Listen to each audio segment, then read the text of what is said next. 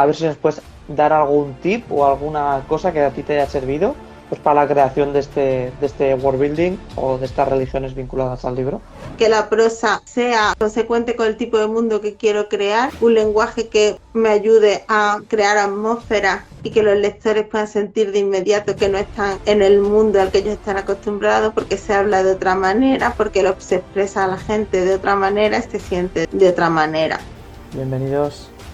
Vamos a entrevistar a Carmen Romero, autora de este libro de Ritos de Primavera. Bueno, súper interesante, seguro que tiene mucho para contarnos y que nos hable un poco de mitología, fantasía, por supuesto, y religión aplicada a las novelas. Muy bien, pues oye, un placer tenerte por aquí, gracias por aceptar la entrevista y bueno, pues bienvenida. Muchas gracias y muchas gracias a ti por interesarte por Ritos de Primavera, porque siempre me hace muy feliz hablar de la novela y sus influencias. Genial.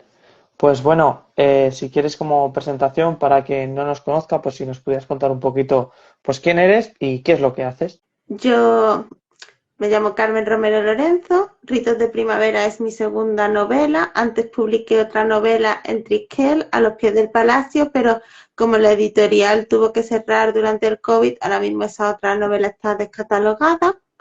Además de ser publicado en algunas antologías de relatos y convocatorias como Alucinadas, algo de relato también y de ensayo. Y aparte de eso, pues soy traductora y trabajo con edición también y cosas lingüísticas en general. Y me gusta mucho Muy bien, pues la fantasía y la mitología. muy vinculada al mundo de las letras. Sí. Genial, genial. Pues bueno, tu segunda novela, publicada por Umbriel Editores, Ritos de Primavera. Muy interesante, yo la recomiendo a todo el mundo. Bueno, pues por tocar un poco por encima para quien nos esté viendo, ¿qué nos puedes contar así por encima del libro sin profundizar mucho en spoilers? Pero bueno, algo que nos puedas contar sobre esta novela para quien no sepa aún nada de ella.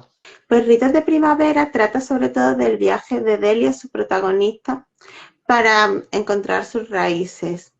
Ella es hija de un matrimonio compuesto por dos personas de dos culturas distintas y enfrentadas, y su madre traicionó a su pueblo para casarse con su padre, y eso tuvo consecuencias bastante fuertes dentro del mundo, porque en ese momento había una guerra y la guerra se decidió un poco en parte gracias a esa traición de la madre de Devana. Entonces Delia siempre había querido saber por qué su madre había hecho eso y cómo había surgido todo esto. Y entonces le surge la posibilidad de hacer un viaje en el que, además de poder entrar en contacto con los poderes y la religión y demás que dominan esta tierra, además podrá descubrir todo sobre por qué su madre actuó como lo hizo y conocer a gente que la había conocido. ¿Mm? Pues súper interesante. Es un libro que al final es un viaje, ¿no? Para acompañar a la protagonista pues a descubrir su origen y a descubrir un poco todo este mundo tan fantástico que has creado, que enseguida profundizaremos un poquito más en él. Pero bueno, una novela muy interesante, recomendable. ¿Tú la catalogarías como fantasía juvenil o sería una fantasía tal vez un poco más adulta? ¿Cómo catalogas tú esta novela? Creo que es una fantasía un poco más adulta por la cuestión de los temas y demás, aunque me parece que también entra un poco en esta categoría crossover que la pueden leer gente de todas las edades, aunque a lo mejor esté catalogada para un público adulto y se traten temas a lo mejor con un poco más de profundidad de lo que se suele estar acostumbrado en el juvenil. También me han dicho que la prosa y demás se ajusta más a la literatura adulta. Ujú. Sí, sí, por eso, por el tipo de lenguaje, el modo en el que está escrito, se nota un tono adulto y lo cual me parece muy interesante leer esta clase de fantasía. Por cierto, la portada es preciosa, o sea, es de las portadas del año, sin duda. Es chulísima, ¿verdad? Es obra de Luis Tinoco y le podéis preguntar a él al respecto sobre su proceso y tal. Mm, súper, súper chulo. Y bueno, entrando un poco en tu carrera como escritora, como decías, tu segunda novela.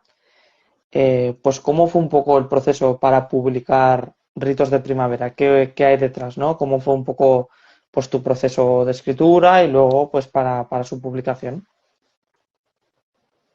Pues fue un proceso bastante largo, empezó como en 2017 escribí un pequeño relato para un curso de escritura en el que estaba entonces en Caja de Letras, que iba precisamente de intentar escribir con un lenguaje poético y muy sensorial. Y entonces tuve esta imagen de una chica que vivía en un palacio en el que nadie le prestaba mucha atención y iba y volvía y hacía muchas cosas mientras se preguntaba cosas sobre su madre, que acababa de morirse y todo el mundo estaba pendiente de eso. Entonces, claro, se quedó conmigo esa imagen y entonces pues fui pensando más cosas sobre ella, sobre quién era y al final decidí escribir un relato un poco más largo, pero eso tampoco me supo suficiente y fue entonces cuando decidí embarcarme en una novela entera. Entonces, además empecé a leer mucho temas sobre mitología celta, sobre influencias artúricas y demás. Yo tenía muy claro que quería hacer algo en ese plan. Y eso ya en 2018, en verano, estaba trabajando a full en la novela y terminé más o menos a principios de 2020. Ujú. Y después, claro, en 2020 todos teníamos muchas cosas en la cabeza a principios de año, aparte de nuestra novela y tal, y entonces tardé un poquito más en terminar de corregirla, estuve 6 o 7 meses corrigiendo, y después me puse en contacto con varios agentes, entre ellos Chel Torrent de MB, y a ella le gustó mi manuscrito. Bueno, primero le gustó la propuesta y la muestra que le envié, después me pidió el manuscrito y después pues decidimos trabajar la novela en la agencia y así Ujú. llegó a Umbriel y a los editores de Umbriel que se mostraron interesados sus lectores en la novela y entonces a partir de ahí pues claro se fue construyendo todo ya correcciones, revisiones y demás. Oh, genial. Además, bueno, es una novela que ha salido hace no mucho y bueno, te quería preguntar también sobre eso, ¿no? Sobre cómo ha sido un poco la acogida de los lectores, las reseñas y demás. ¿Estás contenta con el resultado? ¿Qué impresiones te están llegando a ti? Pues es verdad que la novela ha salido hace poco y lo primero que a mí me impresionó bastante fue la de gente que compartía cosas de la novela, tanto en Instagram como en Twitter. Es verdad que mucha gente comentaba cosas de la portada, la sinopsis, según fue saliendo, gente que decía que tenía muchas ganas de leerla y claro, porque uno nunca sabe si su novela va a encontrar lectores, gente que esté interesada en ella. Entonces simplemente que la gente responda tan entusiasta diciendo que la quiere leer, pues está bien.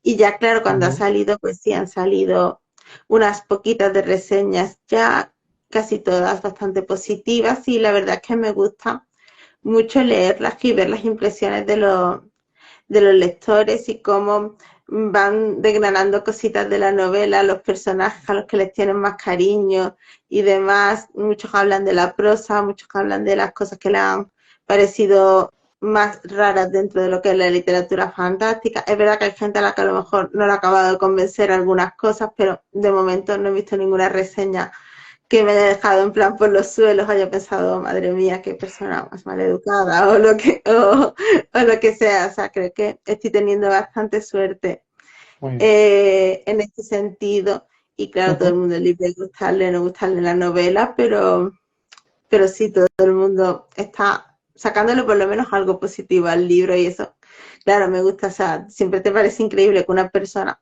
de un sitio muy lejano, de un lejano a ti, con la que no te une absolutamente nada, esté comentando de repente de tus personajes en su Instagram, poniendo una story, y yo como, wow, totalmente Sí, surrealista, pero me encanta.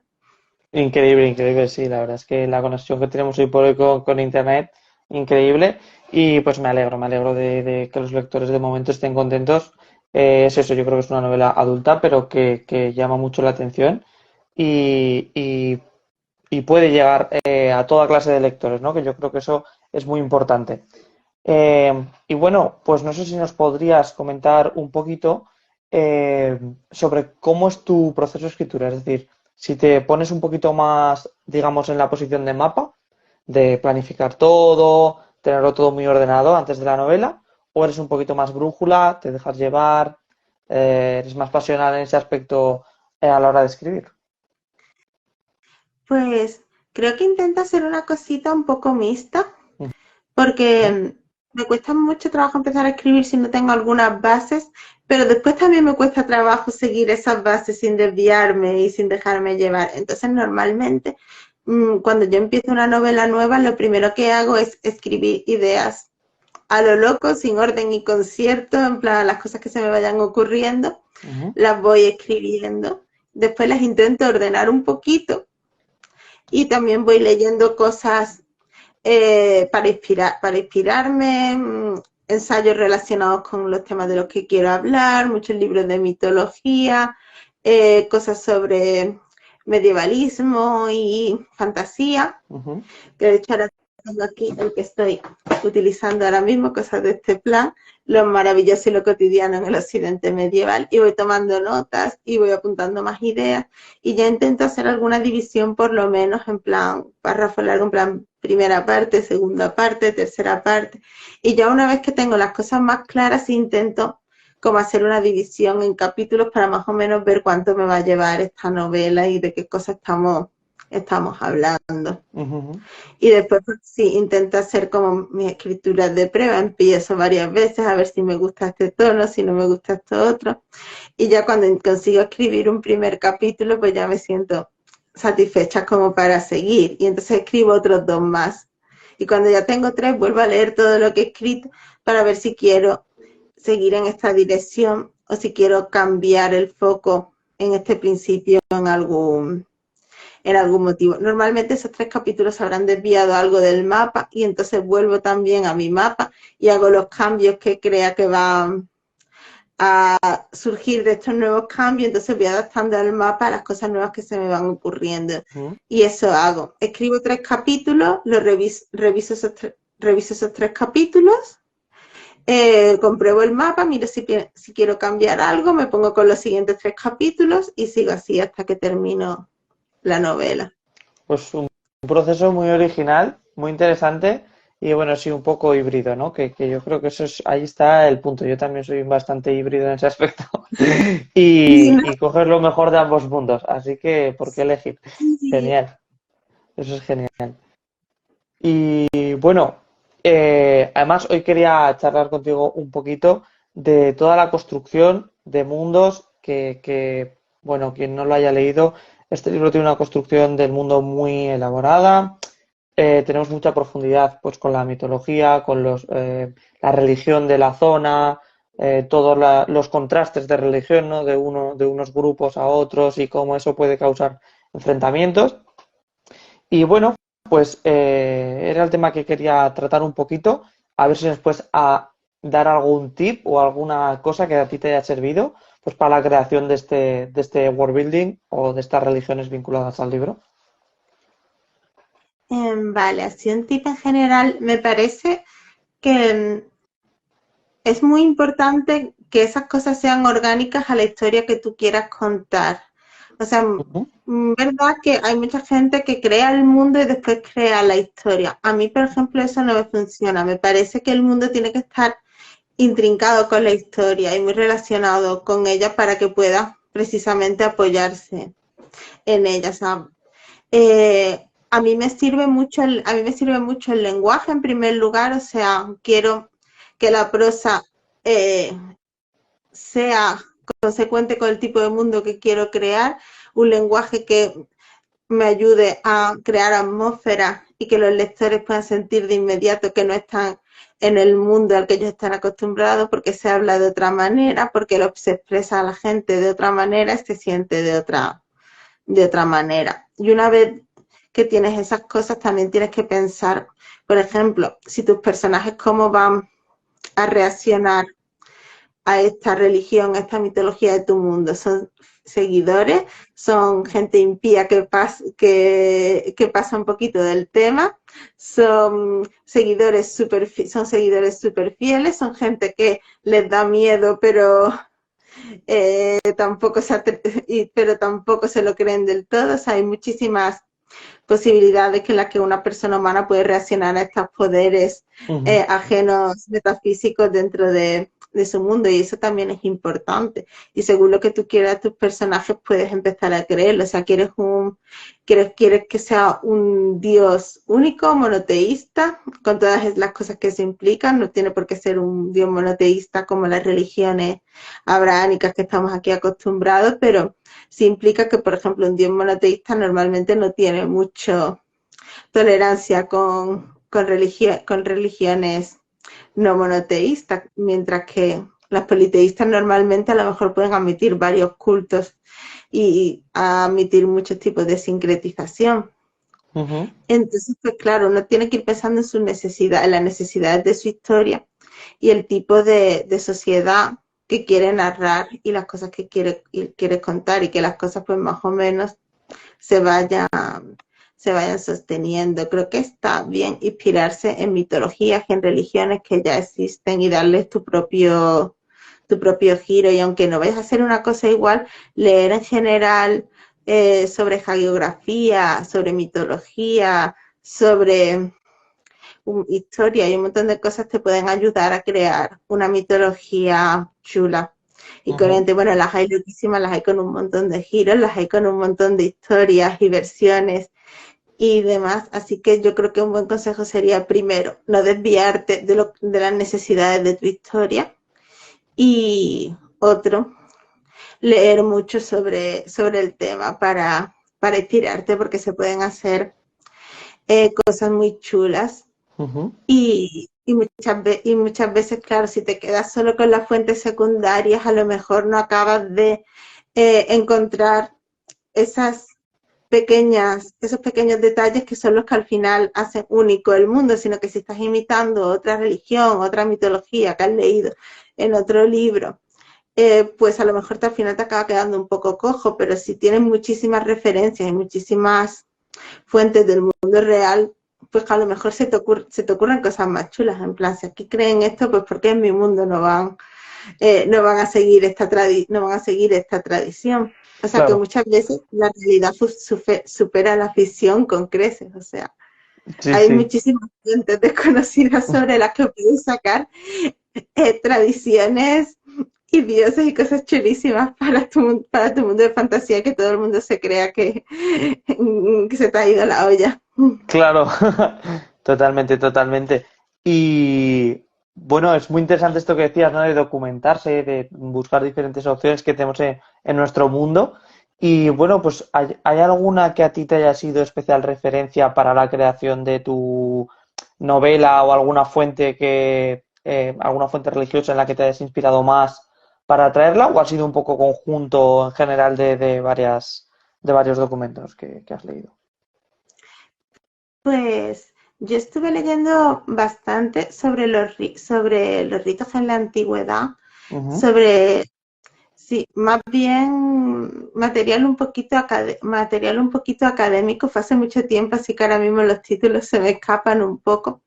Leí mucho sobre mitología celta, leí sobre leyendas artúricas y su relación con la religión, bastante sobre la búsqueda del grial, Ujú. y sobre ritos mistéricos, bastante sobre Perséfone y cosas de ese estilo, casi todos textos académicos un poco durillos. Y aparte, pues bueno, muchas cosas griegas, que es lo que a mí me gusta, tipo las metamorfosis y Ujú. demás, Claro, un poquito de geografía también, y, y cosas de ese estilo. claro, Y cogiendo, realmente ¿no? ahora mismo existen muchas maneras de buscar información al respecto. Yo recomiendo mucho Google Scholar, recomiendo mucho aprovecharse, si eres universitario, de los eh, recursos que ofrezca tu universidad en temas de artículos y demás, porque se pueden encontrar muchísimas cosas. Claro, muy importante, ¿no? Al final es eso, tenemos mucha documentación y hoy en día además con Internet podemos incidir en una búsqueda, encontrar títulos perfectamente, es viable y me parece muy interesante, ¿no? Que pues al final vas inspirándote y vas cogiendo de todo lo que tú te has documentado y has leído, que es bastante. y eso se nota, ¿no? Luego cuando cogemos la novela vamos a notar esa profundidad en este tema que yo creo que la hace muy especial. Y bueno, también en el world building tenemos varios tipos de criaturas, de lugares que van visitando los personajes y cómo se comportan, ¿no? Estas criaturas que no encontramos en nuestro día a día. Y bueno, pues te quería preguntar un poco por ello, pues cómo se te han ocurrido y luego cómo las has traído a la novela. Es decir, tú te has hecho un poco una ficha con, vale, estas criaturas se comportan así, o tú ya lo llevas fluidamente y ya sabías cómo crear todos estos mundos más fantásticos. Pues la mayoría de criaturas no humanas que aparecen en la novela son feéricas. Ujú. Entonces a mí no me gusta crear como unas fichas y demás para el comportamiento de una criatura feérica porque me parece que mata un poco el extrañamiento, que es lo que yo quería conseguir con estos personajes y estas criaturas.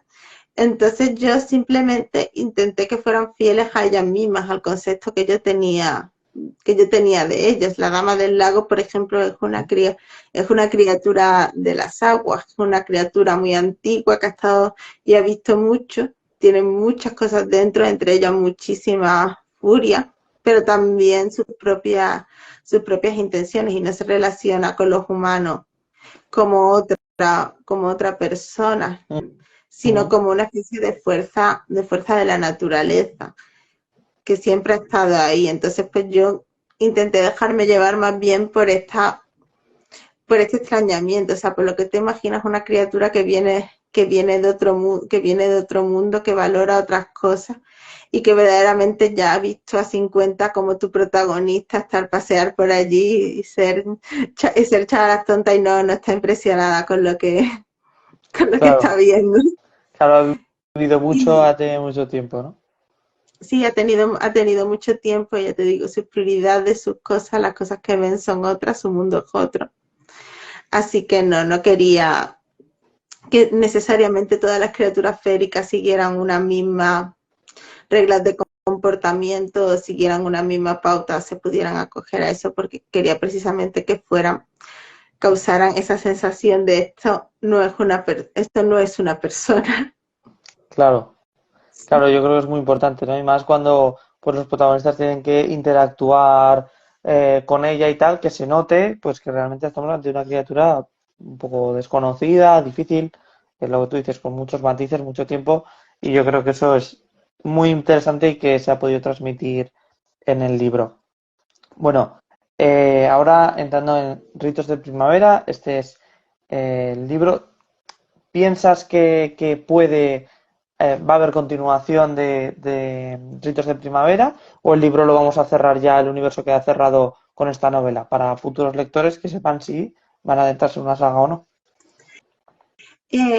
Una saga en el que hay una sola historia y cada volumen cuenta una historia, te puedo decir que no. Ujú. Pero sí va a haber otros libros dentro del mundo de Ritos de Primavera, probablemente con otros personajes como protagonistas. Ahora estoy trabajando en ese sentido, porque aunque yo siempre ideé Ritos de Primavera como una novela autoconclusiva, es verdad que después te da ganas de seguir, te da ganas de continuar, porque creas muchos personajes, creas este mundo y piensas, ay, pues ahora podría contar esta historia de cómo pasó esto, porque también están las cosas que no se cuentan en la novela, pero tú ya te has imaginado cómo pasaron. También una cosa que tiene Ritos de Primavera es que es una novela narrada en primera persona. Entonces, claro, tampoco te da la opción de explorar el mundo interior de todos los personajes tanto como te gustaría. Y precisamente por eso creo que sí se da un lugar, perdón, Tranquila. que se me ha oído esto, perdona, que da lugar a crear otros libros con otras historias también autoconclusivas protagonizadas por otros personajes que ayuden también a conocer otras partes del mundo y otras perspectivas distintas. Claro, claro, muy interesante y bueno, pues es lo que tú comentabas, ¿no? Cuando estás narrando en primera persona, tienes que dejar fuera cosas que a lo mejor tú has pensado, sabes, de esos personajes y tal, pero no puedes profundizar en ellas y pues aprovechar este caso. Yo es lo que he hecho con mi novela, también está en primera persona y ahora recientemente este viernes publicaré un relato corto, pues que precisamente sirve para eso, no es como para, bueno, así profundizáis en los otros personajes y veis un poco más de este Claro, mundillo. porque es eso, siempre hay cosas que te pueden esperar que simplemente no puedes contar porque no le corresponde a tu protagonista en primera persona narrar eso. Y claro, eso al final genera otras historias, genera otras necesidades, que es una de las cosas que a mí me gustan de la primera persona. La verdad, creo que te hace activar mucho la imaginación porque tienes que encontrar una manera de poder narrar todas las cosas que te hagan falta desde el punto de vista de esa persona sin que parezca que simplemente es como que las cosas se detienen cuando ella no está. Claro, claro. Es que eso es complicado, ¿eh? ¿Verdad? La primera Sí, persona creo que tiene muchas ventajas. Es mejor para tal vez conectar con el lector a la hora de que conecta directo porque está hablando muy directamente, te habla de lo que vive directamente un personaje. Pero claro, para contar lo que viven los demás es complicado y lo que tú dices, ¿no? Que no se sienta como que se para el tiempo cuando el personaje no está. Eso es complicado, pero bueno. Es una narración que a mí se me hace muy fluida y me gusta la primera persona, yo la leo bastante. Pero bueno, ahí lo dejamos ya a gusto de cada uno.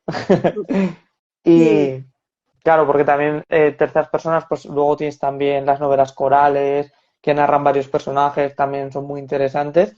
No sé si, bueno, ya que estamos por aquí, ¿tienes pensado narrar siempre en primera persona o estás abierta a otros tipos de narración? A mí la verdad es que me gusta mucho la primera persona, sobre todo primera persona en pasado, me siento muy cómoda en ella precisamente porque hay cosas que no te deja contar, pero hay otras que solo se pueden contar en primera persona, un tipo de protagonistas, de personajes y de maneras que son muy únicos de la primera persona.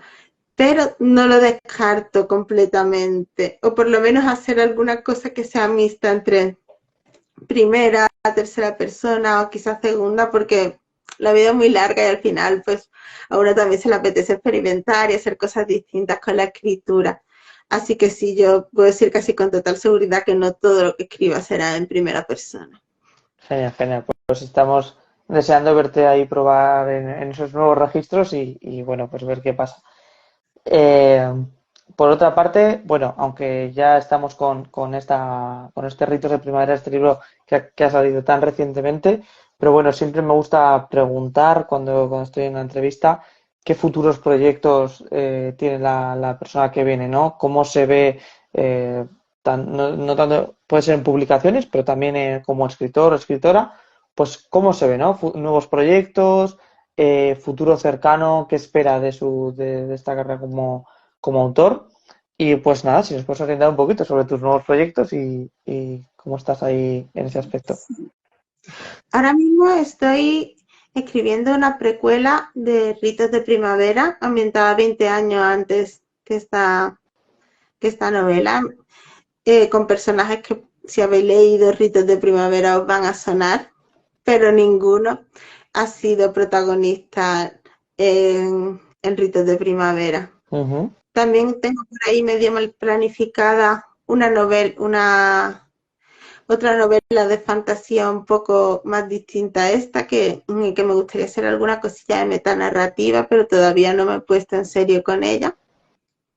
Ujú. Y por aquí, pues por redes sociales, ¿no? Ir compartiendo un poquito de tus procesos, estamos deseando verlo.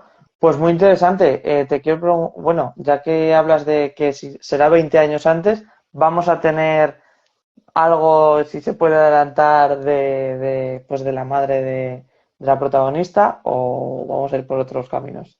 Sí, va a aparecer. Devane va a ser un personaje muy importante en esa novela, pero no va a ser el personaje narrador. Vale, o sea que ahí podremos descubrir un poco más de todo este mundo. Sí. Muy bien. Pues bueno, te voy a hacer la pregunta del anterior invitado. Esto es que la anterior persona que vino dejó una pregunta para ti sin saber que tú eres la invitada. La dejó a quien viniera. y yo te la formulo. Y luego te pediré que tú me dejes una pregunta que yo haré a la siguiente persona. Qué ¿Vale? chula la dinámica. Sí, sí, está guay así. Pues oye, vamos descifrando un poco a todo el mundo que viene. Y bueno, la pregunta que dejó Roger Domingo, que es editor de Grupo Planeta, fue que si nos podrías dar una recomendación de un libro que a ti te haya cautivado, ¿no? Es decir, un libro que tú consideres que te ha cambiado, que fue muy importante para ti, que nos Mm. puedas recomendar. A ver, así de repente es una pregunta muy intensa, o sea, porque claro, no es simplemente un libro que te haya gustado, sino un libro que te haya cautivado Mm, completamente. Pues bueno, dado que hay muchos libros que me han dejado un poco así, pero ujú, bueno, dado que estamos hablando de ritos, voy a decir uno que que ha sido bastante importante para mí, para interesarme por la mitología artúrica y la materia de Bretaña, que fue The Once and Future King de T.H. White, que creo que en español se publicó como Camelot. ujú, Un libro o cinco, según cómo se organice, porque son cinco novelitas cortas, cada una se ocupa de una parte del mito artúrico y está narrado con muchísima sensibilidad, amor, inteligencia, es un poco un retelling de la muerte de Arturo mm, y a mí me cautivó muchísimo en mi adolescencia, me hizo crearme una imagen completamente distinta de estos personajes, me pareció que hablaba muy bien de temas muy complejos también que atañían la época del autor, aunque estuviera hablando de los mitos artúricos, de ujú. filosofía, de historia y demás, y lo recomiendo muchísimo, porque son realmente unos libros muy bellos. Bueno, o un Genial. libro muy como ser. Claro, según cómo te lo tomes. Perfecto, pues Sí. cogemos esa recomendación y ahora pues si me quieres dar tú una pregunta que haré a la siguiente persona que venga invitada, pues yo la recojo y se la haré. Encantado. A ver, ¿Quieres alguna pista? Bueno, ya sabemos quién va en este tipo de... ¿es un autor, una autora Es una autora de, o una de escritora? poesía, Ah, es una autora de poesía. Vale, entonces, ¿qué lugar te inspira más para escribir? ¿vale? Yo tomo nota y se la haré. Genial. Perfecto. Ahora, pues se lo comunicaré y atentos todos a la respuesta que nos dé esta escritora, que yo creo que una de las cosas más importantes también para un escritor y cuando se trata de poesía es por dónde se inspira, dónde toma todo su potencial ahí, toda su energía para plasmarlo en las páginas. Así que puede ser muy interesante la respuesta que Sí. nos dé. Te agradezco mucho esta pregunta. Y pues nada, simplemente si hay algo que nos hayamos dejado, algo que tú quieras preguntarme a mí o lo que sea, pues es este el momento. Y si no, pues ya como tú quieras. Y ahora mismo me parece que ha sido una entrevista muy chula. Hemos hablado de muchas cosas de ritos de primavera y demás. Y bueno, te iba a preguntar que qué te había parecido qué te había parecido el libro, pero creo que ya me lo has dicho un poco. No, hombre, el libro me pareció muy interesante, me gustó mucho y me pareció sobre todo muy original, lo que te digo, en el aspecto de la prosa y luego de cómo profundizas en varios temas que como escritor valoro bastante que estén bien profundizados. Y pues la verdad es que muy positivo y, y me parece que tienes una pluma muy única y que estoy deseando seguir leyendo cosas tuyas. Así que por mi parte Ay, ha pues genial. sido muy, muy chulo y por supuesto lo recomendamos desde aquí. Así que nada, por mi parte eso es todo. Espero que hayas estado muy a gusto. A todo el mundo que nos esté viendo, pues muchas gracias. A los que lo veréis después también. Y todo el mundo que nos esté escuchando, pues en Spotify o por YouTube. Así que muchas gracias, Carmen, por estar aquí. Ha sido un placer. Te dejo despedirte y cerramos. Vale, muchas gracias a ti también. Ha sido una entrevista muy chula, ha estado súper a gusto y muchas gracias a todos los que os habéis unido y nos habéis escuchado. en los que lo haréis en el futuro. Ojalá disfrutéis de esto y disfrutéis de Ritos de Primavera. Una chica en busca de venganza. Un pasado misterioso. Un futuro que nunca habría imaginado. ¿Qué destino te espera cuando vas más allá de todo lo que crees? Descubre un mundo nuevo lleno de aventuras que te atraparán desde el primer capítulo. Descubre El despertar de la luna, de Guillermo Bautista.